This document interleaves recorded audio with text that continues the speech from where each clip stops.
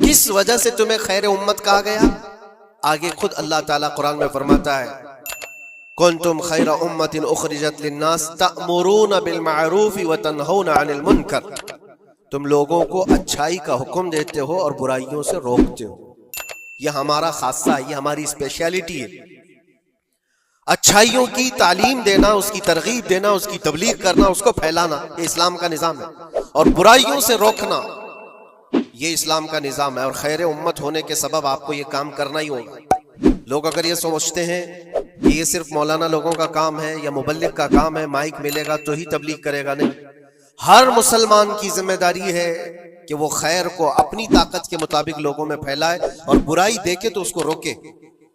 اور برائی دیکھ کر کے خاموش رہنے والے کا وہی انجام ہے جو برائی کرنے والے کا انجام۔ ایک حدیث میں ملتا ہے جبرائیل علیہ السلام ایک بستی پر عذاب نازل کر چکے تھے اللہ کے حکم سے۔ وہ بستی گنہگار تھی بہت، لیکن اس میں ایک نیک بندہ تھا، بہت پرہیزگار تھا، کبھی گناہ نہیں کیا تھا۔ انہوں نے اللہ کی بارگاہ میں پوچھا جبرائیل نے کہ مولا اس بستی میں ایک نیک بندہ بھی ہے، اس کا کیا کیا جائے؟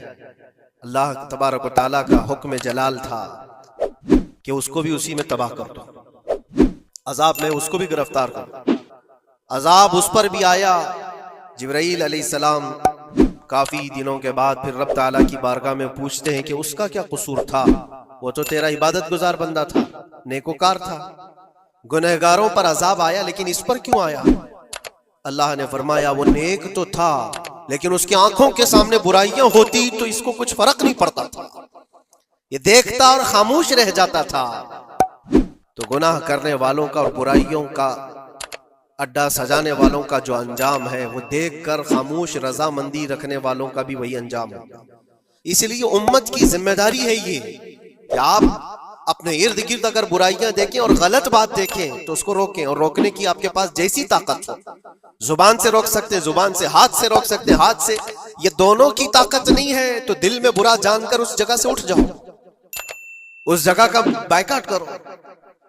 یہ تو کم سے کم کر ہی سکتا ہے انسان۔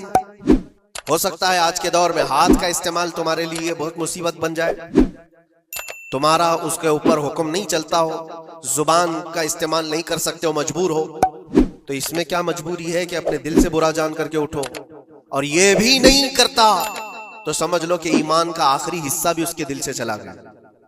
ایمان جس کے پاس تھوڑا سا بھی باقی ہے وہ برائیوں کو دیکھ کر کے وہ برانگیختہ ہوگا، اس کی طبیعت برائیوں کو دیکھ کر کے ماننے کو کبھی تیار نہیں ہوگی۔ اس لیے خیر امت